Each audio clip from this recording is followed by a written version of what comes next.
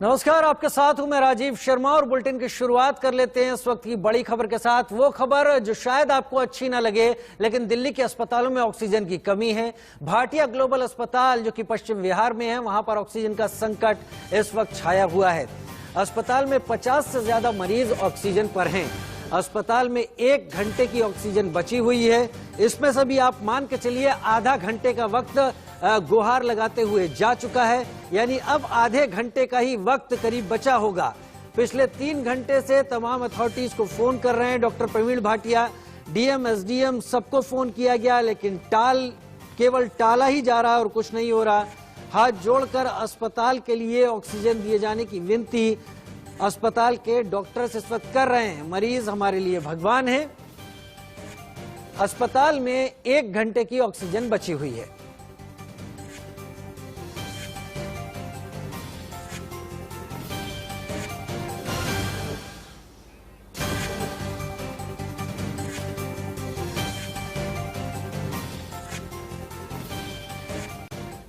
हमारे साथ तमाम डॉक्टर्स भी जुड़ेंगे। भाटिया भाटिया अस्पताल से हमारे साथ डॉक्टर प्रवीण भाटिया भी जुड़ेंगे, लेकिन एक बड़ी खबर की तरफ और आपका इशारा ध्यान देते हैं। बत्रा अस्पताल से आ रही है और यहां पर गंभीर इसलिए हो जाती है खबर क्योंकि ऑक्सीजन की कमी से 8 की मौत की खबर सामने आई है। बत्रा अस्पताल में ऑक्सीजन खत्म हो गई, 8 लोगों की मौत। अस्पताल ने हाईकोर्ट को यह जानकारी दी है। अस्पताल में कुछ वक्त के लिए ऑक्सीजन खत्म हुई और इन्हीं कुछ वक्त में सांसें थम गई। 8 लोग अब हमारे बीच में नहीं हैं। एक अस्पताल के डॉक्टर की भी इस दौरान मौत हुई। घटना के बाद ऑक्सीजन टैंकर अस्पताल पहुंचा। हाईकोर्ट ने ऑक्सीजन जनरेटर अब लगाने की सलाह दी है, लेकिन सरकार से भी कहा है कि अब बहुत हो चुका, दिल्ली को उसके कोटे की ऑक्सीजन जल्द से जल्द दी जाए। मूक दर्शक बना नहीं रह सकता कोर्ट। यहाँ पर तब तक हमारे 8 पेशेंट नहीं रहे। मतलब हम सही मैं बता रहा हूँ कि इतना दुखी वो नहीं है। कोई पेशेंट अच्छा हो सकता हो, हमारे खुद के डॉक्टर, कोई पेशेंट अच्छा हो सकता है और पेशेंट इसलिए ठीक नहीं हो रहा कि उसके पास ऑक्सीजन नहीं। शर्म की बात है भाई, ये राजधानी है दिल्ली की। हमारे यहाँ ये हालत है तो आप पूरे देश का इमेजिन कर सकते हैं वहां क्या होगा। जितना हमारी जरूरत है आप हमको उतनी दे नहीं रहे। जो दे रहे हैं वो इरेगुलर दे रहे हैं।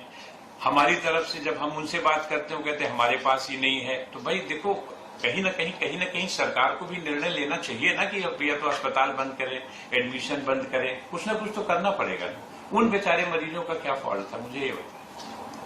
हमारे हैं 6 आईसीयू में थे और सबसे बड़ी बात यह है कि हमारे अस्पताल के head of the department of gastroenterology doctor RK. Himtani, वो भी इस ऑक्सीजन की कमी के शिकार हुए। हमने 30 minute, 25 minute, 20 minute, 15 minute, 10 minute, 5 minute, हमने एक मिनट की जानकारी एडमिनिस्ट्रेशन को दी। जहां जहां हम पहुंच सकते थे, और सिर्फ एडमिनिस्ट्रेशन को नहीं दी, हमने आपके माध्यम को भी बताया कि आप लोग भी कुछ करें। अभी तो वहां पे दे रहे हैं, मतलब वो तो इमरजेंसी है, मेरे ख्याल में 1 टन देंगे, 500 लीटर या 1000 लीटर उतने देंगे, because that was an emergency. और वहीं बत्रा हॉस्पिटल में ऑक्सीजन की सप्लाई में देरी के चलते 8 मरीजों की मौतों पर हाईकोर्ट ने संज्ञान ले लिया है। दिल्ली हाईकोर्ट ने केंद्र को निर्देश दिया कि वो दिल्ली को तुरंत 490 MT ऑक्सीजन दे या कोर्ट की अवमानना की कार्रवाई का सामना करे। हाईकोर्ट ने केंद्र सरकार को कहा, अब बहुत हो चुका, एनफ इज एनफ। आप कहना चाहते हैं हम अपनी आंखें बंद कर लें और लोग दिल्ली में मरते रहें? आपने दिल्ली को 490 MT ऑक्सीजन देने का वादा किया है, उसे तत्काल पूरा किया जाए।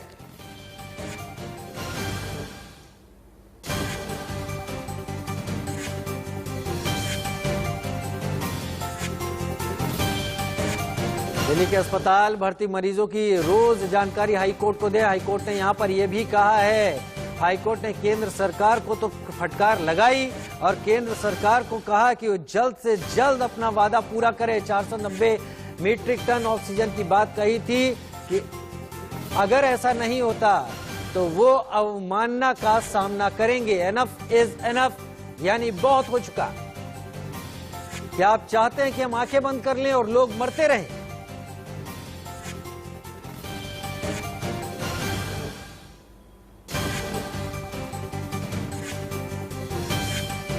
बड़ी और ब्रेकिंग आने की तैयारी में है, लेकिन अभी आपको एक बार फिर से बता दें कि कोर्ट ने अब केंद्र सरकार को टाइट करने की कोशिश की है। बयानबाजी, लफ्फाजी बातों से किनारा करें और जो वादे किए हैं उन वादों को पूरा करें। अगर 490 मीट्रिक टन दिल्ली को ऑक्सीजन देने की बात केंद्र सरकार ने कही है तो उसे पूरा करें और जल्द से जल्द पूरा करें। अगर नहीं दी तो केंद्र पर अवमानना का केस। और उधर यह खबर बहुत ज्यादा ही पीड़ादायी है। इनकी जान बच सकती थी। समय पर ऑक्सीजन अगर दी जाती, दिल्ली को उसके कोटे की ऑक्सीजन दी जाए। दिल्ली के मुख्यमंत्री अरविंद केजरीवाल ने ऐसा कहा है, अगर मौतें आप दिल्ली को 976 मीट्रिक टन ऑक्सीजन चाहिए, दिल्ली को 312 मीट्रिक टन ऑक्सीजन मिल रही है। केजरीवाल ने कहा बत्रा अस्पताल में हुई मौत बहुत पीड़ादायी है। बत्रा अस्पताल में हुई मौत बहुत पीड़ादायी है। मुख्यमंत्री अरविंद केजरीवाल ने कहा लोगों की जान को बचाया जा सकता था। मुख्यमंत्री अरविंद केजरीवाल का बयान, दिल्ली को 976 मीट्रिक टन ऑक्सीजन चाहिए, केजरीवाल ने कहा, लेकिन मिल रही है 312 मीट्रिक टन। वहीं दिल्ली के अस्पतालों में ऑक्सीजन संकट है। सुनते हैं इस पर क्या कह रहे हैं मुख्यमंत्री अरविंद केजरीवाल। हालांकि उनका बयान हमने आपको अभी दिखाया। ऑक्सीजन की बहुत ज़्यादा परेशानी हो रही है। आज भी मतलब चारों तरफ अस्पतालों से SOS आ रहे हैं। इस अस्पताल की ख़त्म हो गई, इसकी 1 घंटे की बच गई, उसकी आधे घंटे की बच गई। बहुत ज़्यादा मुश्किल हालात पैदा होते जा रहे हैं। तो अब दिल्ली, हमने कोर्ट्स में भी बोला है, हमने केंद्र सरकार को भी लिखा है कि दिल्ली की 976 टन पर डे की रिक्वायरमेंट है। उस 976 के अगेंस्ट में हमें 490 टन ऑक्सीजन अलॉट की गई है दिल्ली को, वो 490 भी नहीं मिल रही है। कल केवल 312 टन आई है। तो अब 976 टन ऑक्सीजन की ज़रूरत है। उसके अगेंस्ट में अगर 312 टन ऑक्सीजन हमें दिल्ली को दी जाएगी तो कैसे काम चलेगा। आज सारे अस्पतालों के अंदर हाहाकार मचा हुआ है। कई अस्पतालों ने बोला है कि उनको अपने पेशेंट्स निकालने पड़ेंगे। तो दिल्ली को ऑक्सीजन चाहिए। तो मेरी सब लोगों से हाथ जोड़ के, जो भी सुन रहा है ये और जिस के हाथ में डिसीजन लेना है, सबसे हाथ जोड़ के विनती है कि हमारे दिल्ली को ऑक्सीजन चाहिए। कोरोना के चलते जो हाहाकार मचा हुआ है, तमाम तकलीफें हर कोई झेल रहा है। और सबसे बड़ी बात कि इस दौर में जो लोग अपने घरों में हैं, वो जिस परेशानी में हैं, उस पर उनको क्या सलाह मिलनी चाहिए। कोविड OPD इंडिया न्यूज की तमाम वरिष्ठ डॉक्टर हमारे साथ शामिल होंगे। हमारे साथ doctor Sameer Gupta metro hospital से हमारे साथ शामिल होंगे। हमारे साथ डॉक्टर श्रुति मलिक शामिल होंगी और हमारे साथ डॉक्टर महेश कुमार व्यास एम्स आयुर्वेदा से हमारे साथ शामिल होंगे। और हमारे साथ हमारे रिपोर्टर सुमित दुबे भी इस वक्त जुड़ रहे हैं। सबसे पहले वर्तमान हालात पर सुमित दुबे से बात कर लेते हैं। सुमित, इससे पहले हम आपसे लगातार जब बात करते थे, आप जानकारी देते थे कि दिल्ली को 700 मीट्रिक टन ऑक्सीजन की जरूरत है, लेकिन मुख्यमंत्री केजरीवाल की माने तो 976 मीट्रिक टन अब जरूरत है। मिल 312 मीट्रिक टन रही है, यानी 664 मीट्रिक टन की कमी है। इस स्थिति में तो लोगों का इलाज हो ही नहीं सकता और जो मौतों का आंकड़ा है, जो इस पूरी बीमारी की गंभीरता है, उसे हल्का नहीं किया जा सकता इस हालत में। तो हाँ बिल्कुल, और इसमें एक फिगर ये भी है कि जो दिल्ली को अलॉट की गई है ऑक्सीजन वो 490 टन है, जिसके बारे में हाई कोर्ट ने केंद्र सरकार से आज कहा कि जितनी अलॉट की गई है कम से कम उतनी तो उसके पास पहुंचाई है। क्योंकि दिल्ली सरकार की जो एफिशिएंसी है, दिल्ली सरकार की जो स्ट्रेंथ है, वो करीब 350 मीट्रिक टन के आसपास ऑक्सीजन ही ले पा रही है, या उतनी ही ऑक्सीजन उसके पास मिल रही है। तो ऐसे में जाहिर सी बात है कि डिमांड और सप्लाई का ये जो रूल है ये बिगड़ गया है। डिमांड बहुत ज़्यादा है और सप्लाई बहुत कम है। तो ऐसे में इसकी जो परिणति हो रही है वो ऐसे ही दर्दनाक हादसों के रूप में सामने आ रही है, जैसे कि आज बत्रा हॉस्पिटल में हुआ या जैसा कुछ दिन पहले जयपुर गोल्डन हॉस्पिटल में दिल्ली में हुआ, जहां ऑक्सीजन की कमी से मरीजों की जान चली गई थी। ये बेहद ही बहुत बड़ी त्रासदी है, एक तरीके से कहा जा सके। देश की राजधानी है दिल्ली, पूरी दुनिया की नज़र में रहती है दिल्ली। वहाँ ये हालात हैं कि अस्पतालों में मरीज भर्ती हैं लेकिन ऑक्सीजन नहीं है और मरीज ऑक्सीजन की कमी से अपनी जान दे रहे हैं। मरीजों की जान जा रही है ऑक्सीजन की कमी से। दिल्ली के मुख्यमंत्री असहाय होते हुए अभी अपील कर रहे हैं, थोड़ी देर पहले जो अपील करी, ये पूरे हालात बयां करते हैं कि कितनी भयावह स्थिति कोरोना की देश भर में है और खासतौर से देश की राजधानी दिल्ली में। और इस रात की कोई सुबह अभी हाल फिलहाल नजर नहीं आती है। सुमित, एक सवाल और चलते चलते, अगर 976 मीट्रिक टन की रोज की जरूरत है, दिल्ली के पास अपनी इतनी हैंडल करने की कैपेसिटी कितनी है ऑक्सीजन की, इस मेडिकल ऑक्सीजन की क्वांटिटी को? देखिए, हैंडल करने की कैपेसिटी में दिल्ली सरकार का रोल नहीं है। अगर वो सप्लाई डायरेक्टली जहां सप्लाई होती है वहां से सीधे हॉस्पिटल को सप्लाई जानी है, लेकिन इतनी ऑक्सीजन को ट्रांसपोर्ट कर पाएगी दिल्ली सरकार? क्या दिल्ली के पास, सरकार के पास इतने साधन है कि वो इतनी बड़ी संख्या में, इतनी मात्रा में ऑक्सीजन को ट्रांसपोर्टेशन कर सकती है कि नहीं कर सकती है? ये अपने आप में एक बड़ा सवाल है। कई सारे क्रायोजेनिक टैंकर खरीदने की बात हो रही है, बाहर से लाने की बात की जा रही है, एयरलिफ्ट करने की बात की जा रही है, ऑक्सीजन एक्सप्रेस चल रही है भारतीय रेलवे की तरफ से, वहां से ऑक्सीजन आ रही है। तो इस तरीके के तमाम उपाय किए जा रहे हैं, लेकिन बहरहाल स्थिति ये है कि अगर इतनी ऑक्सीजन दे भी दी जाए तो उसको वहां से ट्रांसपोर्टेशन करने के लिए क्या दिल्ली सरकार के पास अपनी तैयारियां हैं? ये भी अपने आप में एक सवाल है। चलिए, मेरे साथ सुमित दुबे गंभीर स्थिति बता रहे थे, और इस वक्त डॉक्टर प्रवीण भाटिया भी मेरे साथ दिल्ली के भाटिया अस्पताल से जुड़े हैं, और जो इस गंभीरता को इस वक्त झेल रहे हैं। मैं तमाम वरिष्ठ डॉक्टरों के साथ शामिल हुई इस चर्चा में। डॉक्टर प्रवीण भाटिया, मैं एक बार फिर से आपसे विनम्र निवेदन करूंगा, अपनी गंभीर स्थिति, अपने हॉस्पिटल में जो हालात है उसे सबके सामने रखें। मुख्यमंत्री अरविंद केजरीवाल भी इस तमाम बातों को लेकर बता रहे हैं कि अस्पतालों की हालत इस वक्त बहुत खराब है। राजीव, मैं सिंपल शब्दों में कहूंगा कि इस समय सिर्फ भाटिया ग्लोबल हॉस्पिटल नहीं, बल्कि सभी हॉस्पिटल्स, दिल्ली के जो हॉस्पिटल्स हैं, उनको सबसे ज्यादा जो प्रॉब्लम आ रही है वो ऑक्सीजन की आ रही है।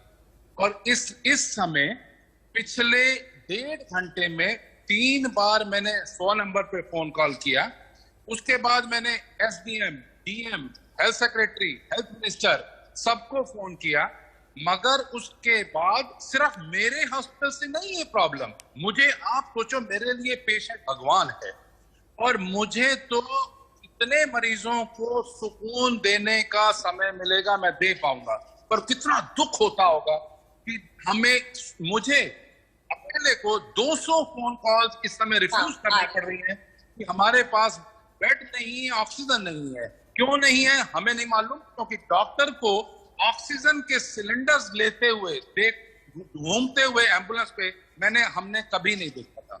ये मैं जानता हूं कि इस समय वार है, हमें सबको कोरोना एक दुश्मन को मारना है, मगर अगर हम वॉर पे अपने सोल्जर्स को, फ्रंटलाइन वर्कर्स को, हेल्थ केयर वर्कर्स को आगे खड़ा कर दें और उस समय उनको कहें कि आपको हथियार तो नहीं देंगे बट आपको लड़के आना है और जीत के आना है, तो कैसे हो? तो मेरी रिक्वेस्ट है कि हथियार दो, और हम सब के लिए हथियार ऑक्सीजन है, और ऑक्सीजन को इतना सिस्टम बना दो कि जितनी ऑक्सीजन मिल सकती है और किसी डॉक्टर को हाथ गिड़गिड़ा के ये ना कहना पड़े सर मेरे मरीजों को बचा लो, प्लीज मुझे ऑक्सीजन दे दो। तो मैं आपसे बार बार हाथ जोड़ के रिक्वेस्ट कर रहा हूं, प्लीज राजीव, इसको ये मत कहो कि गुहार लगा रहा हूं। मैं सभी डॉक्टर, सभी नर्सिंग होम ओनर्स, सभी हॉस्पिटल्स की तरफ से बोलता हूं कि डॉक्टर्स को डॉक्टरी करने दो, मरीजों को ठीक करने दो। बनिस्मत की दिन से लेकर रात तक सिर्फ सिलेंडर कितने भरे गए और कितने नहीं रहे,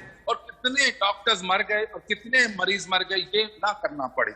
उनको तो सिर्फ मौका दो कि कोरोना से फाइट करने का, रादर देन सिस्टम से फाइट करने का। इस समय हम सब सिस्टम के शिकार हो रहे हैं।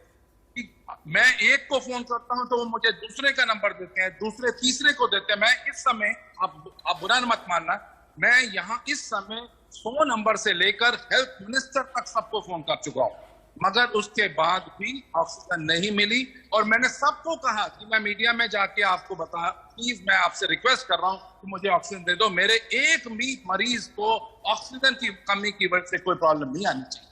तो इसलिए मैं अभी आपके माध्यम से ये रिक्वेस्ट कर रहा हूं कि सभी अस्पतालों में ऑक्सीजन मुहैया कराइए, जिससे कि हम मरीजों को अपना बेस्ट दे सकें। मरीज हमारे लिए भगवान है, और हमें कोरोना को सबको मिल के फाइट करना है, रादर देन एक एक डॉक्टर को इस तरीके से रिक्वेस्ट करनी है। प्रवीण भाटिया साहब, आप एकदम सही कह रहे हैं। ऐसी जंग किस काम की जब साथ में हथियार ही ना हो। मैं आपसे एक सवाल और पूछूंगा और तमाम और दूसरे डॉक्टरों के पास भी इसके बाद जाऊंगा, लेकिन वो सवाल ये कि अभी आपकी सिचुएशन कितनी क्रिटिकल है, कुल कितने मरीज हैं जो इस बुरे हाल में हैं। आप काफी देर से इस बात को सामने रख रहे हैं, वक्त बीत भी गया है, कैपेसिटी और क्वांटिटी और कम हो गई होगी। क्या स्थिति है अभी अस्पताल की, आपके अस्पताल की? देखो, अस्पताल की स्थिति तो तब है ना जब पीछे ऑक्सीजन देंगे। मुझे अभी ऑक्सीजन दो, मैं 100 पेशेंट और एडमिट कर सकता हूं और मरीजों का इलाज कर सकता हूं, पर मुझे और हर 3 घंटे 4 घंटे 8 घंटे के बाद सिर्फ यही करना पड़े कि हमारी ऑक्सीजन खत्म हो गई, मुझे मायापुरी में गैस एजेंसी को फोन करना पड़े, या मुंडका में, या मानेसर में, पलवल में, फरीदाबाद में अपनी 8 गाड़ियां मेरी इस समय घूम रही हैं, सिर्फ भीख मांग रही हैं कि सिलेंडर दे दो, ऑक्सीजन सिलेंडर में ऑक्सीजन भर दो, सिलेंडर हमारे पास है, ऑक्सीजन भर दो। तो अगर ये सारी स्ट्रगल मुझे करनी है एज ए डॉक्टर, तो इसका मुझे लगता है कि नहीं, मेरे जो फिजिशियंस हैं उनको मौका दो मेरे मरीजों को बचाने का। तो अगर मैं मरीजों को तभी बचा पाऊंगा ना जब ऑक्सीजन दोगे। तो ऑक्सीजन देना एक गवर्नमेंट की, चाहे वो स्टेट हो चाहे वो सेंटर हो। अभी इस समय हमें लड़ाई नहीं करनी, बिल्कुल भी लड़ाई नहीं करनी state versus centre and what not. But मैं रिक्वेस्ट ये कर रहा हूं, क्यों ना हम सभी लोग एक ही तरफ इच्छा करें कि सब हम कोरोना के लिए लड़ाई करें, रादर देन ऑक्सीजन के लिए और स्टेट के लिए और सेंटर के लिए। इसकी रिस्पॉन्सिबिलिटी नहीं हमें। तो वो मेरे को याद है, नेपोलियन बोनापार्ट जब उनके जो सोल्जर्स थे वो उनकी तरफ गए और उन्होंने, sir we are surrounded by enemies all over, and Napoleon Bonaparte ने बड़े आराम से, कामनेस से कहा कि you can shoot in any direction now. So our thinking is, let us focus, all of us should focus कि हमें हमारे मरीज को जो मैक्सिमम एडवांटेज दे सकते हैं वो दें। सभी को ऑक्सीजन, अपना अपना रोल भी हम अगर अच्छा प्ले करते चले जाएंगे, ये आपत्ति निकल जाएगी। हमें सरकार इतनी मदद करे कि हम कोरोना को भगा सकें, बनिस्बत की सिर्फ सिलेंडर्स को और एम्बुलेंसेस को भगाते रहे। कोरोना को हम भगा सके, बनिस्बत के सिलेंडर और एम्बुलेंस को भगाते रहें। और ये कहीं ठीक भी नहीं होगा कि आपके लॉजिस्टिक्स केवल खाली हाथ ट्रेवल कर रहे हैं, तमाम कामों पर इस वक्त चल रहे हैं, लेकिन ऑक्सीजन आपके पास नहीं आ रही है। मेरे पास और भी डॉक्टर्स इस वक्त जुड़े हुए हैं। डॉक्टर प्रवीण भाटिया। राजीव एक मिनट जी, मेरे पास इस समय 250 से 300 फोन कॉल आती है, और आप मेरे दर्द समझ सकते हो कि मेरे अपने क्लोज डॉक्टर्स, फ्रेंड्स, मिनिस्टर्स सब फोन करते हैं कि सर आपको, हमें एक ऑक्सीजन का बेड चाहिए। और मुझे कितना दुख होता होगा जब मैं कहता हूँ कि नहीं, मैं आपको मैं एडमिट नहीं कर सकता। तो आप मेरे अंदर को झांक के देखो कि एक सर्जन को, एक डॉक्टर को एक कितना दुख होता होगा कि मरीज को मैं अंदर ले भी नहीं सकता अस्पताल में। क्यों? क्योंकि मुझे डर लगा हुआ है कि अगर मैंने एडमिट कर दिया और मेरे पास ऑक्सीजन की कमी हो गई तो मैं तो पेशेंट का भला नहीं कर पाऊंगा ना।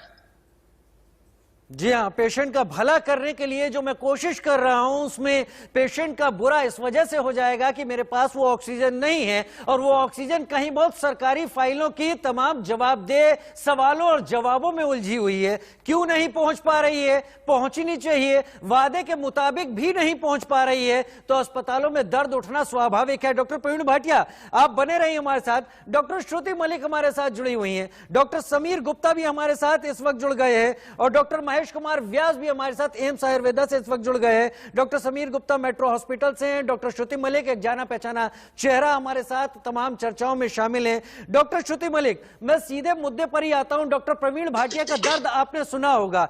ये दर्द वो साथ में ये भी जोड़ रहे हैं कि इसे सिंपैथी ना समझा जाए। मैं कोई सिंपैथी नहीं मांग रहा हूं, मैं जरूरत मांग रहा हूं। कोविड पेशेंट्स का इलाज कर रहा हूं, और अगर यहां आकर मौत होती है तो वो मौतें इस उम्मीद में हो जाएंगी, लोग सोचेंगे बचने जा रहे हैं, और केवल ऑक्सीजन की कमी के चलते वो इस दुनिया में शायद ना रह पाए, और वो गम कहीं ज्यादा दिक्कत करेगा। ऑक्सीजन को लेकर क्या कुछ स्थिति आपको महसूस होती है, और क्या आपको लगता है कि इसका कोई सब्स्टिट्यूट है जिससे हम मरीजों को ठीक कर पाए, संभाल पाए?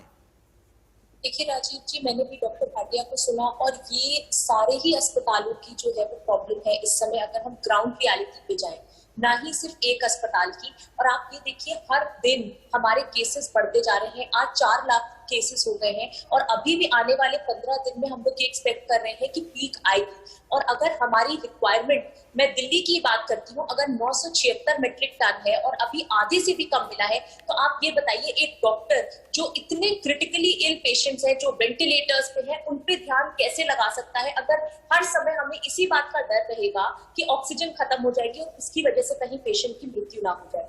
आप देखिए एसेंशियल मेडिकल एक्ट जो हमारा है, उसके तहत जो है हमें गवर्नमेंट को ऑक्सीजन फ्री सप्लाई देनी चाहिए हर एक नागरिक को। और आज अस्पताल के लोग अपने पर्सनल व्हीकल्स भेज रहे हैं, अपनी पर्सनल अस्पताल की एम्बुलेंसेस भेज रहे हैं सिर्फ ऑक्सीजन सिलेंडर फिल कराने के लिए। तो ये कितनी दुखद बात है राजीव जी, आप भी बताइए। दूसरी चीज आप ये सोचिए कि जो हमारे पास ऑक्सीजन सिलेंडर्स है, वो एक सिलेंडर जो डी टाइप का होता है वो सिर्फ आधे घंटे के लिए चलता है। अगर हम हर 2-2 घंटे पे यही सोचते रहेंगे कि ऑक्सीजन सिलेंडर जो है फिर खत्म हो जाएगा, फिर पेशेंट्स का क्या होगा, तो किस तरीके से हम पेशेंट की केयर कर पाएंगे। तो ये बहुत चिंता वाला विषय है और आने वाले समय के लिए भी हमें जो है वो बहुत प्रिपेयर रहना है, क्योंकि केसेस और बढ़ने की संभावना है। डॉक्टर समीर गुप्ता भी हमारे साथ जुड़े हुए हैं, मेट्रो हॉस्पिटल्स ग्रुप से इस वक्त हमारे साथ जुड़े हुए हैं। डॉक्टर समीर गुप्ता, ऑक्सीजन की इस कमी का आपके चेन पर क्या असर है, आपके अस्पतालों में जहां पर लोगों का इलाज हो रहा है उन पर क्या असर पड़ रहा है, और अगर ऐसा असर है तो अस्पताल इसके लिए किसी प्लान बी पर भी काम कर रहा है क्या? मरीजों को समय रहते कुछ तमाम दूसरी चीजें बताना या दूसरी मदद मुहैया कराना? देखिए, ये जो प्रश्न आपने उठाया ये बहुत ही करेक्ट प्रश्न है कि आज तारीख में हमारी यहाँ पर आपको दिन की 100 कॉल आ रही है। मदद के लिए आप अपना कितनी एनर्जी लगा सकते हैं ऑक्सीजन के ऊपर? हमारा फोकस कहाँ पे होना चाहिए? हमारा फोकस होना चाहिए मरीज के ऊपर। लेकिन आज की तारीख में जो सब डॉक्टर लोग जिस मुश्किल से जूझ रहे हैं वह है बेसिक इंफ्रास्ट्रक्चर प्रॉब्लम। जैसे कि मेरे बाकी पैनलिस्ट ने भी कहा था, हमारी सारी एनर्जी लगी हुई है ऑक्सीजन ले आओ, दवाई ले आओ, काला बाजारी हो रही है, हम क्या करें, मरीज की सेवा कैसे करें। तो हमारा जो टोटल फोकस 100% फोकस जो अर्जुन की आंख होती है वो होनी चाहिए मरीज के ऊपर। और सबके हमारा स्वाभाविक है कि हमारा जो फोकस है वो टूट रहा है क्योंकि हम बाकी चीजों से इतने उलझे हुए हैं। जो एम्बुलेंस मरीज को लेने जानी चाहिए, जो एम्बुलेंस एक बीमार मरीज के घर पे पहुंचनी चाहिए, वो खड़ी हुई है ऑक्सीजन सिलेंडर लाने के लिए। वो गई है 12 घंटे के बाद आपको 12 सिलेंडर मिल रहे हैं, आपको 4 सिलेंडर देकर वापस आ जाते हैं। वो 4 सिलेंडर वापस अस्पताल आते हैं और वापस एम्बुलेंस से जाती है लाइन में खड़े होने के लिए। तो these things have to improve. हम भारत की राजधानी में की बात कर रहे हैं, हम कोई पिछड़े वर्ग के शहर की बात नहीं कर रही है, भारत की राजधानी है। और जब भारत की राजधानी ऐसी डूब रही है तो बाकी शहरों का क्या हाल होगा? दुनिया यही देख रही है, भारत भी यही देख रहा है कि दिल्ली में इतना बुरा हाल है तो मेरा क्या हाल होना है। And this is a reality. ये बहुत बड़ी प्रॉब्लम है। बाकी डॉक्टरों ने भी यही बात बोली है पैनल पे, और ये बहुत जरूरी है कि इसको as soon as possible immediate तौर पर इसको सुधारा जाए। डॉक्टर गुप्ता, डॉक्टर महेश कुमार व्यास भी मेरे साथ जुड़े हुए, उनके पास जाऊंगा क्योंकि वो आयुर्वेद एम्स आयुर्वेदा से हैं और वो आयुर्वेद के लिहाज से ऑक्सीजन की कमी वाले लोगों के बारे में काफी राय देंगे। लेकिन क्योंकि अभी ब्रेक पर जाने से पहले थोड़ा सा वक्त बाकी बचा है मेरे पास, उसके बाद डिटेल में उनसे बात करूंगा। डॉक्टर गुप्ता, एक बात यहां पर यह भी है कि हर किसी पेशेंट को तो ऑक्सीजन की जरूरत नहीं है जो कोविड का शिकार है। कोविड के शिकार गंभीर लोगों को ही ऑक्सीजन की जरूरत होती है।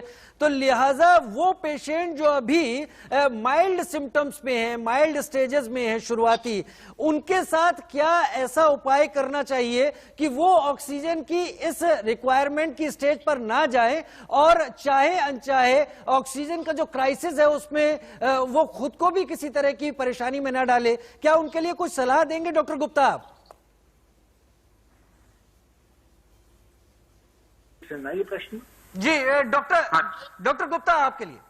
हाँ जी, तो देखिए ये जो आपने बिल्कुल सही बोला, हर मरीज जो कोविड का होता है उसको ऑक्सीजन या ऑक्सीजन कॉन्सेंट्रेटर की जरूरत नहीं पड़ती, बिल्कुल सही बात है। लेकिन जो लोग अस्पताल आ रहे हैं वो तो वही आ रहे हैं जिनको ऑक्सीजन या ऑक्सीजन की जरूरत है। आप समझ रहे हैं?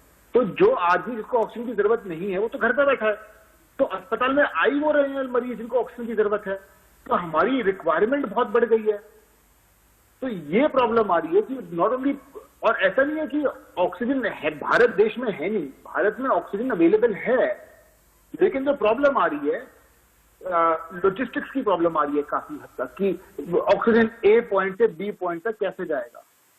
तो ये सब चीजें जो हैं, हमारे भारत की आत्मनिर्भर भारत है हम लोग, हमें ये चीजें जल्दी से फिगर आउट करनी चाहिए। 3-4 हफ्ते का समय हो गया है और कितना समय चाहिए। और आपने मेरे से ये प्रश्न भी पूछा था कि अस्पताल इससे बचने के लिए क्या कर रहे हैं।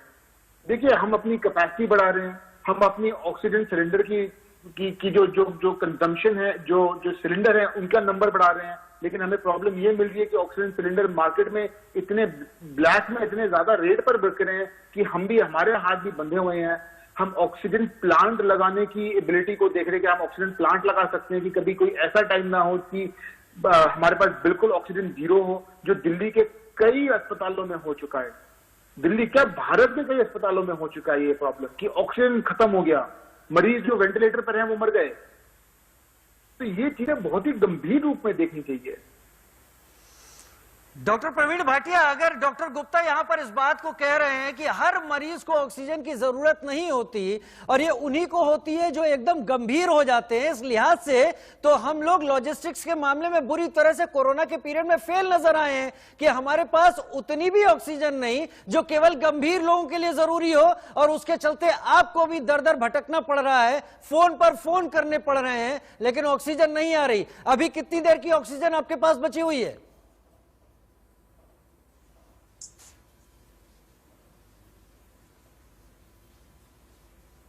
डॉक्टर प्रवीण भाटिया हमारे साथ जुड़े हैं क्या?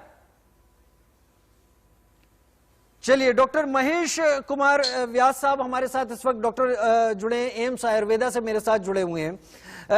डॉक्टर व्यास, बड़ा सवाल यही है कि हम लोग ऑक्सीजन की कमी से इस वक्त जूझ रहे हैं, हम लोग बहुत परेशान हैं कि हर कोई ऑक्सीजन के पीछे भाग रहा है, ऐसा लग रहा है कि ऑक्सीजन आज की सबसे बड़ी दवा हो गई है, लेकिन वो स्थिति आए ना।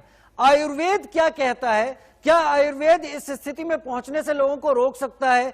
क्या आयुर्वेद में ऐसी तमाम चीजें हैं कि हम ऑक्सीजन का जो अपना स्तर है उसे बरकरार रखते हुए खुद को गंभीर स्थिति में पहुंचने से रोक सकते हैं? बिल्कुल, जैसा कि अभी हमने डॉक्टर श्रुति जी को सुना था, भाटिया जी ने भी बताया, और जिन लोगों को ऑक्सीजन की आवश्यकता है उनका ठीक है, लेकिन मात्र 2 से 5% ज्यादा से ज्यादा इन लोगों को डायरेक्ट ऑक्सीजन की जरूरत लगती है। और जितने लोग कोरोना पॉजिटिव हो रहे हैं उनमें से 10 to 15% को हॉस्पिटल में आने की आवश्यकता है। तो एक तो थोड़ा सा अवेयरनेस ये आ जाए कि हर व्यक्ति को ऑक्सीजन की आवश्यकता नहीं है, और जिनको ऑक्सीजन की अभी आवश्यकता लग रही है उनको तो ऑक्सीजन प्रोवाइड करना ही चाहिए। पर लेकिन मेरा उन सब लोगों को कहना है कि जो घर पे हैं, जो माइल्ड टू मॉडरेट हैं, वो अपने शरीर में ऑक्सीजन का लेवल बनाए रखें। उसके लिए कुछ चीजें जो हम कर सकते हैं और बड़े आराम से, अगर चाहे तो हम घर में ही प्राणायाम है, योगासन है, उनके द्वारा, या फिर कहने का मतलब कि डीप ब्रीदिंग, अगर हम लंबी सांस लें, हमारे जो फेफड़े हैं, लंग्स हैं, इनकी कैपेसिटी को हम ज्यादा मात्रा में अगर ऑक्सीजन पहुंचेगी तो हमारे शरीर में ऑक्सीजन का लेवल बना रहेगा। हम गहरी सांस अगर लें, हम लंग्स की एक्सरसाइज बार बार करते रहें, अनुलोम विलोम प्राणायाम अगर हम करते रहें, तो इसके द्वारा भी हम लंग्स की कैपेसिटी को अच्छा बनाए रख सकते हैं। शरीर में लंग्स के में ऑक्सीजन की मात्रा अधिक मात्रा में रहेगी, तो इस प्रकार से ऑक्सीजन का जो सैचुरेशन है वो कम नहीं आएगा, बराबर बना रहेगा। उसके साथ भी अगर हम जानते हैं कि ORAC, जिसको हम कहते हैं ऑक्सीजन रेडिकल एब्सॉर्बेंस कैपेसिटी जो रहती है, हमारे कई स्पाइसेस जो हैं इन सब में एक कैपेसिटी होती है। उसमें हल्दी है, शुंठी, लवंग, मरीच, इन सब चीजों में ये कैपेसिटी होती है ORAC की।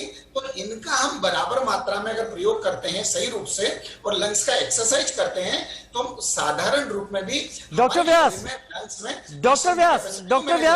डॉक्टर व्यास हेडलाइंस का वक्त तो चला है, मैं लौट के आऊंगा और अपने तमाम दर्शकों को मैसेज देना चाहता हूं कि डॉक्टर व्यास एम्स आयुर्वेदा से हैं, वो ऐसे उपाय बता रहे हैं जो शायद आपके किचन से भी जुड़े हुए हों, यानी आप खुद को गंभीर होने से पहले ही रोक सकते हैं और बेहतर कर सकते हैं। पेन और पेंसिल कॉपी के साथ लेकर कर बैठिए और उनको नोट भी करिएगा, क्योंकि ये तमाम डॉक्टर्स आपको जो सलाह देंगे ये आपके फायदे के लिए कारगर सलाह होंगी। हेडलाइंस के बाद लौटे सलाह लें और तमाम चीजों को जाने समझे ताकि आप किसी आशंका, संशय और डर में ना जी पाए। हमारे साथ 3 खास मेहमान इस वक्त जुड़े हुए हैं। डॉक्टर महेश कुमार व्यास जुड़े हुए हैं एम्स आयुर्वेदा से, doctor Sameer Gupta metro hospital group से, और हमारी खास डॉक्टर जो लगातार आपको दिखती रहती हैं डॉक्टर श्रुति मलिक हमारे साथ जुड़ी हुई है तमाम जानकारियों के साथ। डॉक्टर श्रुति मलिक, अभी जिस स्थिति में वायरस पहुंचा है म्यूटेट होकर, हम 4 लाख के पार आ गए हैं, मैं इसको किस रूप में सामने रखूं? लोगों को अभी और बड़ी लहर का इंतजार करना बाकी है या लोग अब धीरे धीरे इस लहर से बचने के तमाम प्रयास कर रहे हैं और अब ये पीक पर आ चुकी है, इसके बाद ये कर्व डाउन होना शुरू होगा? देखिए, अगर हम साइंटिफिक डेटा की बात करें राजीव जी, और कुछ देशों में जहां पे पहले सेकेंड वेव आ चुकी है जैसे इटली में, यूके में, इन सब में देखा गया था कि ये सेकेंड वेव जो आई थी ये 2.5 से 3 महीने तक लास्ट करेगी। अगर हम अपनी इस वेव की बात करें तो ये ऑलमोस्ट 8 मार्च के करीबन जो है वो शुरू हुई थी और अभी हम लोग आ चुके हैं 30 अप्रैल 1 मई के टाइम पर। इसका मतलब अभी भी हम लोग एक्सपेक्ट कर सकते हैं कि महीना 1.5 महीना ये वेव और लास्ट कर सकती है और हम लोगों को अभी भी सचेत हो जाना चाहिए, क्योंकि आने वाले कुछ नहीं, 15 दिन नहीं तो हफ्ते भर में हम पीक एक्सपेक्ट कर सकते हैं, क्योंकि ये वायरस बहुत जल्दी म्यूटेट कर रहा है। इस बार का जो इन्फेक्टिविटी रेट है वो भी पिछले बार के मुताबिक बहुत ज्यादा है, तो हो सकता है कि हम लोग इस आंकड़े को बहुत जल्दी ही टच कर ले, 6 लाख के आंकड़े को या 7 लाख के आंकड़े को। इसीलिए बार बार हम लोग इस बात पे कह रहे हैं कि अगर वैक्सीनेशन भी हो रही है तो वो प्रॉपर जो है, जो नॉर्म्स है उनके साथ लगाई जाए। देखिए, वैक्सीन एक ऐसा हमारे पास यंत्र है या एक ऐसा हमारे लिए कवच की तरह बन के खड़ा हो सकता है, क्योंकि एंटीबॉडीज परमानेंटली उसी से ही आएगी या लंबे समय की अगर हम बात करें। बट अगर हम लोग उसमें भी लापरवाही करेंगे तो ऐसा ना हो कि लोग वैक्सीन लगवाने जा रहे हैं और वहां जाने के डर पे वो शिकार बन जाए और वो अपने घर में वायरस लेकर आ जाए और बाकी परिजनों को भी इन्फेक्ट कर दे। ठीक है डॉक्टर श्रुति मलिक, पवन तोमर हमारे साथ अपनी समस्या को लेकर जुड़ गए। पवन, सीधे सवाल पूछिए। सर, मैं अफसरों से पूछना चाहता हूँ, जैसे हमारे सीने में दर्द हो रहा है, हमारी वाइफ के भी सीने में दर्द हो रहा है और यानी सांस में थोड़ी सी बदबू जैसी महक आ रही है, इसका क्या कोविड का कोई संपर्क है सर? डॉक्टर समीर गुप्ता, क्या आप प्रश्न रिपीट कर सकते हैं सर?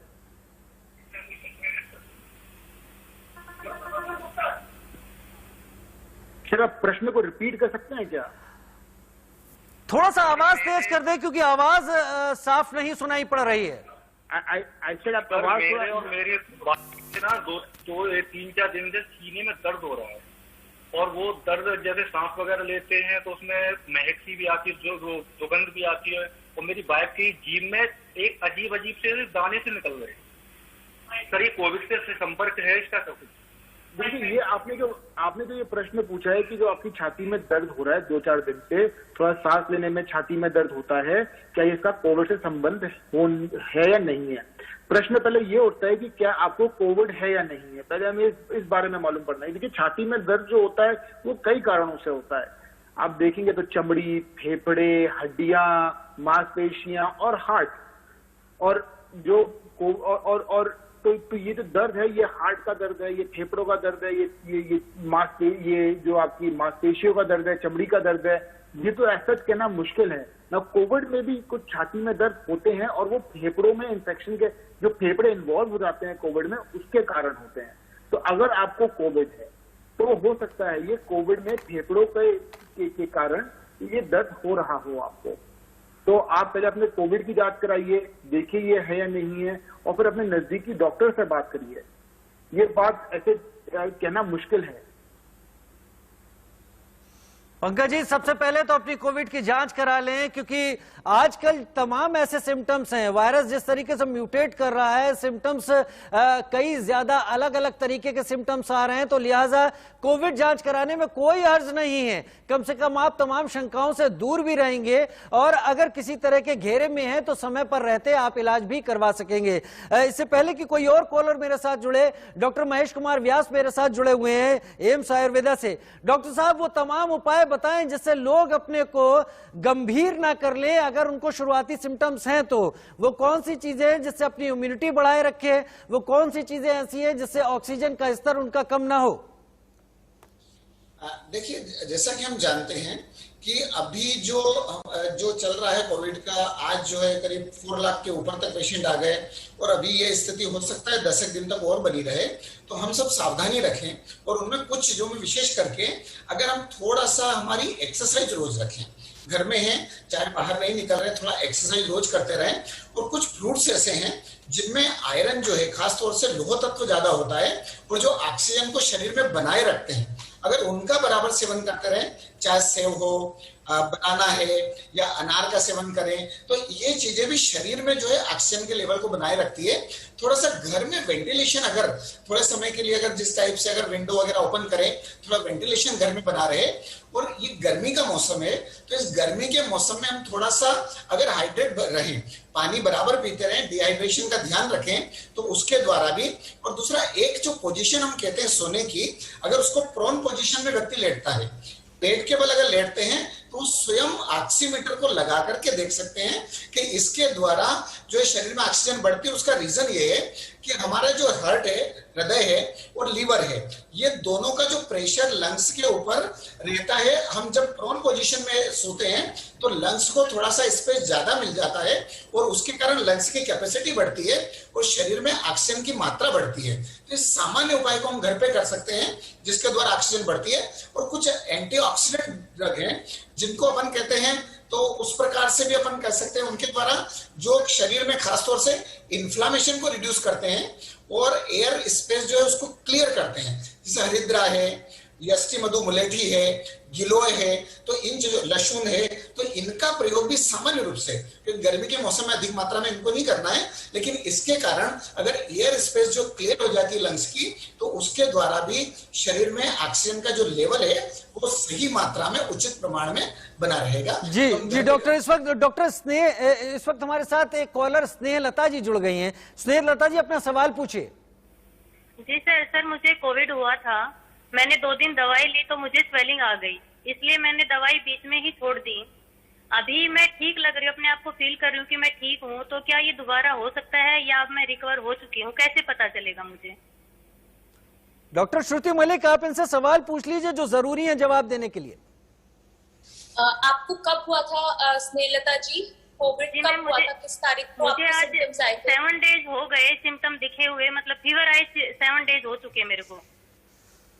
हाँ, तो देखिए, इसके बारे में मैं ये बता दूं कि जब भी आपको कोरोना होता है तो आपका इन्फेक्टिविटी जो पीरियड होता है, जब तक कि आप किसी और को इन्फेक्ट कर सकती हैं, हो सकता है आपको सिम्टम ज्यादा ना आ रहे हो, बट कुछ जांचें होती हैं जो आप अपने आसपास या किसी टेली कंसल्टेशन से किसी फिजिशियन से करा ले। दूसरी चीज, 14 दिन तक आपको अपने आप को आइसोलेशन में रखना पड़ेगा। मैं एक चीज और जानना चाहती हूँ कि आपने अपना कोविड का टेस्ट कराया था या कोई और जांच कराई थी?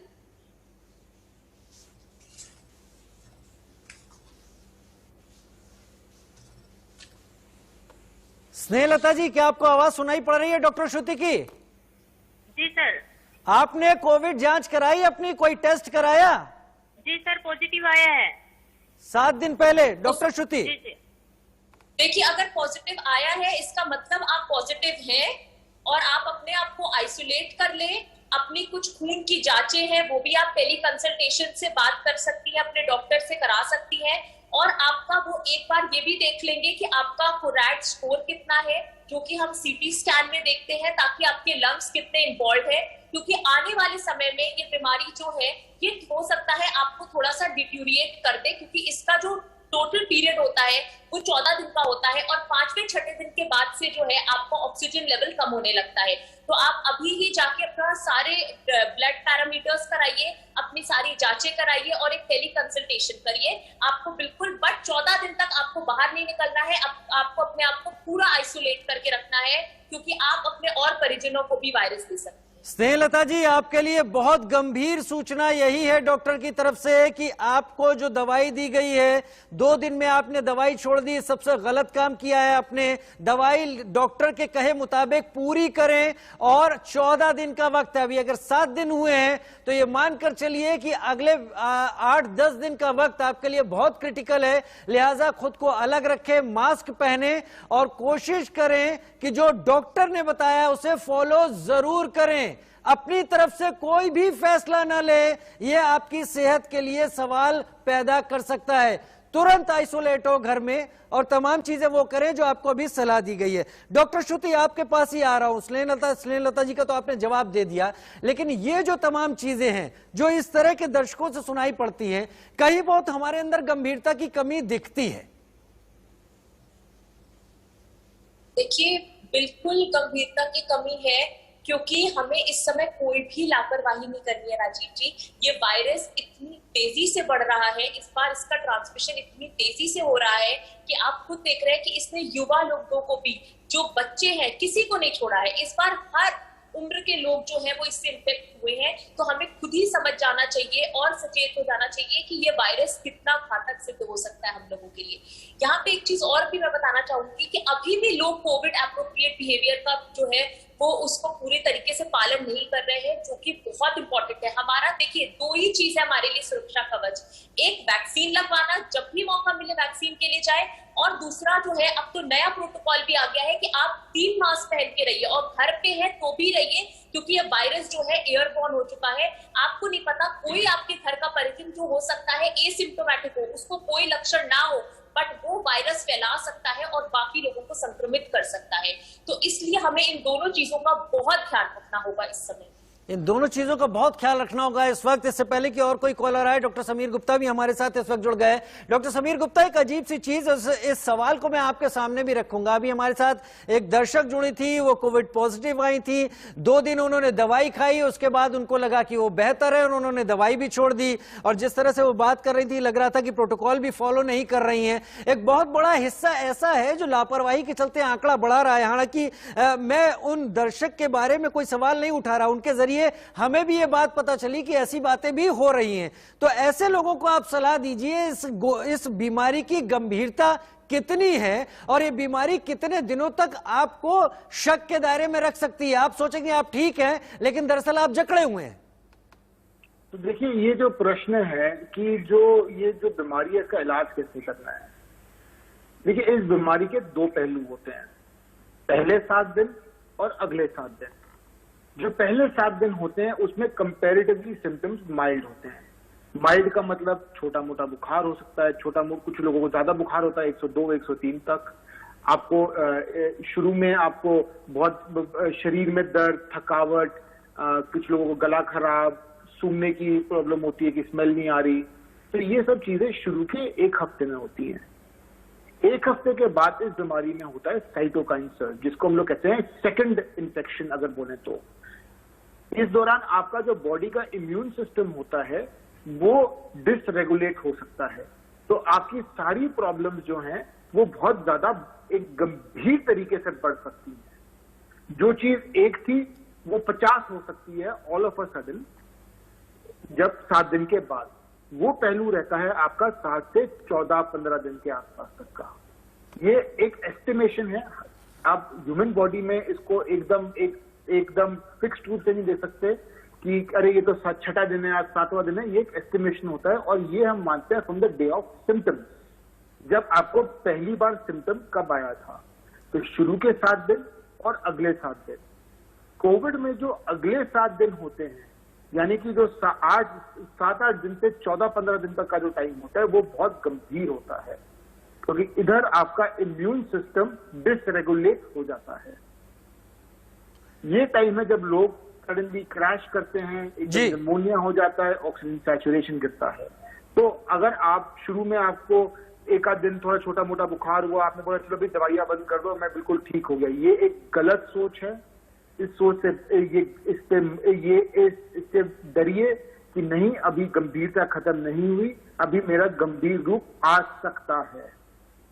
खुद फैसले मत लीजिए, कतई फैसले मत लीजिए। डॉक्टर्स इसीलिए हैं जो जान पर खेलकर आपके लिए तमाम वो काम कर रहे हैं जो हर कोई करने की हिम्मत नहीं रखता। पूजा जी हमारे साथ दिल्ली से जुड़ गई हैं, सवाल पूछिए पूजा जी। हेलो सर, मैं पूजा बात कर रही हूँ दिल्ली से। जी बोलिए, आवाज बहुत धीरे आ रही है। सर मैं पूजा बात कर रही हूँ दिल्ली से। जी सर मुझे जीभ में पता नहीं 20-22 दिन से, तो मैं पहले बुखार था, मुझे 2-3 दिन बुखार रहा, मैंने मेडिसिन ली यहीं पास क्लिनिक से, तो मुझे आराम मिल गया।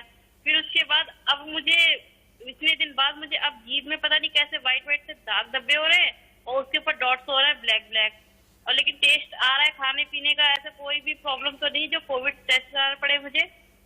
ठीक है, मैं डॉक्टर महेश कुमार व्यास को आपका सवाल देना चाहूंगा। डॉक्टर महेश कुमार व्यास, सवाल सुना होगा आपने, पूजा जी को सलाह दें।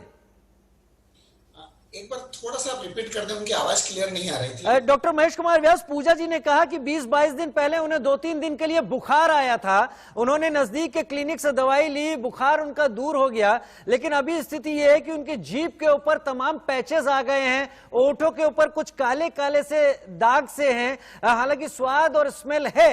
क्या ये कोविड की निशानी है? क्या उनको तुरंत टेस्ट कराना चाहिए? देखिए, मेरा केवल इनको ही नहीं सभी को यही कहना है कि जब भी थोड़ा सा बुखार आए या फिर आपको सोर थ्रोट या हेडेक के ये लक्षण मिल रहे हैं तो टेस्ट जरूर करवाएं, क्योंकि कई बार क्या होता है कि उन्हें टेस्ट नहीं करवाया और वो डेली बाकी लोगों के संपर्क में भी आ रहे तो उनको भी इन्फेक्ट कर सकते हैं। तो मेरा सबसे पहले तो इनको यही सलाह है कि वो एक बार टेस्ट करवा लें, और टेस्ट करवाने के बाद में अगर वो निगेटिव है तो भी उसके मान से ट्रीटमेंट किया जाएगा, और अगर वो पॉजिटिव आते हैं तो फिर कोविड के मान से ट्रीटमेंट किया जाएगा। तो मेरी इनको सबसे पहले सलाह है कि वो एक बार अपना टेस्ट करवाएं। पूजा जी, बहुत संयमित शब्दों में डॉक्टर महेश कुमार व्यास ने कहा, और बाकी दोनों डॉक्टर्स भी इनसे सहमति हैं कि आप सबसे पहले अपना टेस्ट करा लें। आपने कुछ एक सिम्टम्स ऐसे दिखाए हैं जो कोविड का शक जाहिर करते हैं। हो सकता है कि आपके अंदर कोविड की वो स्थिति ना हो, और अगर टेस्ट में ऐसा निकल कर आता है कि आप पॉजिटिव हैं तो फिर आपका इलाज किसी दूसरे तरीके से होगा, और अगर आप नेगेटिव आती हैं तो उसके तमाम दूसरे कारण ढूंढे जाएंगे। लेकिन आजकल वायरस किस तरह से बिहेव कर रहा है यह कहना मुश्किल है, लिहाजा टेस्ट जरूर करवा लें पूजा जी बिना देरी के। मेरे साथ और भी तमाम डॉक्टर्स इस वक्त जुड़े हुए हैं। डॉक्टर श्रुति मलिक, अब क्योंकि मौसम धीरे धीरे टेम्परेचर राइज कर रहा है, हम 44 के टेम्परेचर में जा रहे हैं, 45 तक जाएंगे, इससे भी आगे जाएंगे, क्या हम उम्मीद कर रहे हैं कि वायरस अपना बिहेवियर का नेचर बदलेगा इस दौरान मौसम के हिसाब से, या फिर हम ये उम्मीद करें जैसा पिछले साल भी ये तमाम बातें थी कि गर्मी के मौसम में वायरस थोड़ा सा स्लो पड़ गया था, क्या ऐसा इस बार उम्मीद की जा सकती है? देखिए, इस वायरस की बात अगर हम करते हैं कोरोना की, तो इस वायरस का टेम्परेचर से कोई भी लेना देना नहीं है। हम लोग पिछली वेव में ये सोच रहे थे और हमने ये अनुमान भी लगाया था कि यूजुअली जो भी रेस्पिरेटरी वायरसेस होते हैं वो सारे वायरसेस जो है वो गर्मी में जो है वो थोड़े से भोग के और ठंड में जो है वो और ज्यादा पनप जाते हैं। मतलब गर्मी में वो थोड़े कम एक्टिव होते हैं और जैसे ही सर्दी आने लगती है या स्प्रिंग आने लगता है वो बढ़ जाते हैं। पर जहां तक कोरोना की बात करें, इस वायरस का कोई भी टेम्परेचर से लेना देना नहीं है। इसका सिर्फ एक चीज है, वो है कि ये रेप्लिकेट और म्यूटेट बहुत जल्दी हो रहा है, क्योंकि इसकी रेप्लिकेशन साइकिल, इसके अंदर जो जीन्स है वो अपनी पोजीशन चेंज कर रही है, और ये हमारे पास जीनोमिक स्टडीज से भी साइंटिस्ट ने इस चीज को वेरीफाई किया हुआ है। तो टेम्परेचर से जहां तक मैं मानती हूँ इसका कोई लेना देना नहीं है। हमारे सिर्फ और सिर्फ कोविड एप्रोप्रिएट बिहेवियर, हमारा प्रॉपर नॉर्म्स फॉलो करना, यही सारी चीजें हैं जो हमें इससे लड़ने में जो है वो काफी हद तक हम लोग इससे बच सकेंगे, और हमें लड़ने के लिए ये काफी हद तक जो है वो इस चीज में हमें जो है सक्षम रहे। ठीक है, डॉक्टर श्रुति मलिक, अजय कुमार हमारे साथ इस वक्त अब जुड़ गए हैं दिल्ली से अपने सवाल के साथ। अजय जी, सवाल पूछिए। सर जी, मैं 23 अप्रैल से कोरोना पॉजिटिव हूँ सर। आपकी आवाज नहीं आ रही, जरा सा तेज बोले थोड़ा। मैं 23 अप्रैल से कोरोना पॉजिटिव हूँ जी सर। जी। और 2 दिन फीवर रहा सर, 23 और 24 जी। इसके बाद फीवर नहीं है सर जी। धीरे धीरे मैं स्वस्थ हो रहा हूँ सर जी। और स्नान करने का बहुत इच्छा होता है सर, क्या करूँ? ठीक है, डॉक्टर समीर गुप्ता, 23 अप्रैल से कोरोना पॉजिटिव है अजय कुमार। उम्मीद है, जैसे वो बता रहे हैं, उनका कहना है वो दवाई ले रहे हैं और धीरे धीरे अब बुखार नहीं है और वो महसूस कर रहे हैं कि वो ठीक हो रहे हैं। वो सवाल ये पूछ रहे हैं, और ये सवाल कईयों के दिल में होगा, क्या वो स्नान कर सकते हैं, नहा सकते हैं, बाथ ले सकते हैं? कई दिनों से शायद नहाए नहीं है। बिल्कुल, आप स्नान लीजिए, अपना अच्छी तरह स्नान लीजिए, अच्छी तरह आप अपनी करिए। आपकी जो कहते हैं आपका हाइजीन बहुत इंपॉर्टेंट है। जो स्वच्छता है वो भी बहुत इंपॉर्टेंट है, क्योंकि अगर आप स्वच्छ नहीं रहेंगे तो आपको सेकेंडरी इन्फेक्शन हो सकते हैं, आपको और भी दुनिया भर की दिक्कतें हो सकती है। तो आप स्नान लीजिए, अपने नॉर्मल पानी से स्नान लीजिए। अगर आपको गर्म पानी पसंद है तो थोड़ा गर्म पानी से ले लीजिए, डिपेंडिंग अपॉन आप कैसा महसूस कर रहे हैं। बट ये हाइजीन इज वेरी इंपॉर्टेंट। आप हाइजीनिक रहिए और स्नान वान जरूर लीजिए। और अगर आपको बहुत ज्यादा तेज बुखार है और आपको लग रहा है मेरे को नहीं करना, स्नान वान नहीं ले पा रहे आप, तो फिर आप जो वो एक तौलिए को गीला करके अपने आप को स्पंज बाथ ले लीजिए। स्पंज बाथ ले लीजिए। तो आप अजय जी स्नान कर लें, दवाइयां जारी रखें, आइसोलेशन में खुद को जरूर रखें। अभी 23 अप्रैल को ही आप पॉजिटिव आए हैं और आप कह रहे हैं आप बेहतर हो रहे हैं। मैं उम्मीद और दुआ करूंगा कि जिस तरह से आप डॉक्टर की बताई दवा खा रहे हैं उसी तरह से आप खाएं। आप ऑक्सीजन जैसी क्रिटिकल स्टेज में कभी ना जाएं। नहाएं, अपनी हाइजीन का ख्याल रखें, लेकिन जहां भी आप नहाएं वहां पर नहाने के बाद जगह को जरूर साफ करें। उस पानी को वहां पर एक बार उलीज दें, वाइपर से उसको साफ कर दें। अपने कपड़े खुद साफ करें, उसको किसी और को ना टच करने दें। कुछ दिन ये दूरी बनाकर रखें, आपका परिवार भी ठीक रहेगा और आप भी ठीक रहेंगे। डॉक्टर समीर गुप्ता, आपने कहा कि हाइजीन बहुत जरूरी है, और क्या क्या चीजें आपको लगती हैं जो जरूरी होती हैं अगर कोई कोविड पॉजिटिव है और आइसोलेशन में है? तो देखिए, जो इसमें दो तरह की चीजों का आपको ख्याल रखना है। तीन तरह की चीज अगर हम बोलेंगे, एक तो आपको बुखार अपना टेस्ट करना है। अगर आप अकेले हैं, आइसोलेशन में है, हाइजीन तो जरूर इंपॉर्टेंट है, वो तो वैसे ही नॉर्मल दिनचर्या में भी सबकी इंपॉर्टेंट है। लेकिन कोविड स्पेसिफिक अगर आप देखेंगे तो आपको अपना एक बुखार का ख्याल रखना है कि आपको बुखार कैसा है। उसका एक अच्छी तरह चार्ट बनाइए, ग्रिड पे, कागज पेंसिल पे लिखते रहिए, अपने फोन पे लिखते रहिए कि इतने बजे मेरे को इतना बुखार आया, इतने बजे मुझे इतना बुखार आया, बुखार नहीं आया, एक चीज। दूसरी चीज है आपकी ऑक्सीजन सैचुरेशन। आपका ऑक्सीजन सैचुरेशन बताता है कि आपके लंग्स में निमोनिया आया, नहीं आया, क्या चल रहा है। तो oxygen saturation is the second very important thing जो हमें कोविड के मरीजों में रखना है। Third thing is nutrition.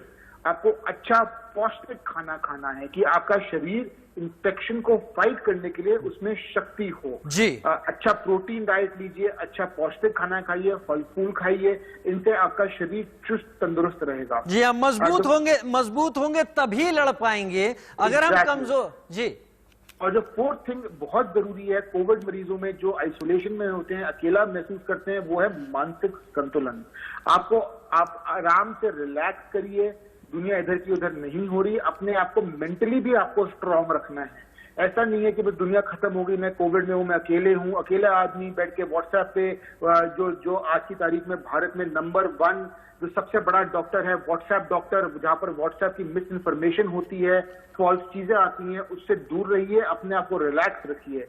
आप व्हाट्सएप ट्विटर से दूर रहिए क्योंकि वहां पर बहुत मिस इन्फॉर्मेशन फैलती है। दुनिया खत्म नहीं हुई, मैं समझ पा रहा हूं डॉक्टर समीर गुप्ता आपकी बात। दुनिया खत्म नहीं हुई है, उम्मीदें बहुत सारी है। हमारे frontline workers, health workers, doctors अभी भी तमाम कमियों के बावजूद उन्होंने अपना मोर्चा नहीं छोड़ा। इस बात को सभी लोग समझें। अगर इस देश में सब कुछ बुरा हो रहा है तो क्यों ये डॉक्टर्स अभी तक मोर्चे पर मौजूद है? क्यों ये भी हार कर पीछे क्यों नहीं हट जा रहे? लिहाजा आपको भी पीछे नहीं हटना है, उस प्रोटोकॉल को फॉलो कीजिए। इन तमाम डॉक्टर्स को आप भी थैंक यू कहिए क्योंकि ये अपनी जान जोखिम में डाल रहे हैं। डॉक्टर महेश कुमार व्यास, डॉक्टर समीर गुप्ता, डॉक्टर श्रुति मलिक, बहुत शुक्रिया हमारे साथ जुड़ने के लिए, दर्शकों को सलाह देने के लिए। देश में आज 18 साल से ज्यादा उम्र वालों के लिए वैक्सीनेशन शुरू हो गया।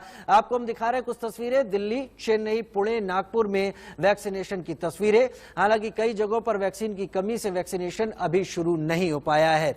ये दिल्ली के मैक्स अस्पताल, चेन्नई अपोलो अस्पताल, पुणे और नागपुर की तस्वीरें हैं जहां पर यह वैक्सीनेशन शुरू कर दिया गया है। और जितनी आबादी को यह वैक्सीन लगती चली जाएगी, ये मानिए कि वो संक्रमण के वाहक नहीं बनने जा रहे हैं।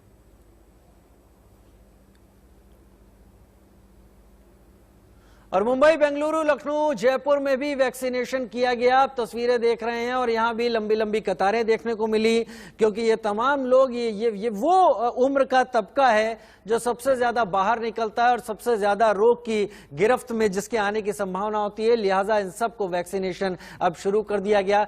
गुजरात से खबर आ रही है, भरूच के कोविड अस्पताल में आग लगने से 16 मरीजों की दुखद मौत हो गई। मरने वालों में 2 नर्सें भी शामिल हैं। इससे पहले मुंबई के पास नाला सोपारा और ठाणे के अस्पतालों में भी आग लगने की घटनाएं हो चुकी हैं। 1 मई की खबर है ये और बहुत दुखद खबर है। भरूच की, ठाणे में भी ऐसा ही एक घटना हुई थी और नाला सोपारा में भी इस तरह की एक घटना हो चुकी है। तो ये खबर भरूच, गुजरात से। और फिलहाल एक छोटा सा ब्रेक, जल्द हाजिर होते हैं।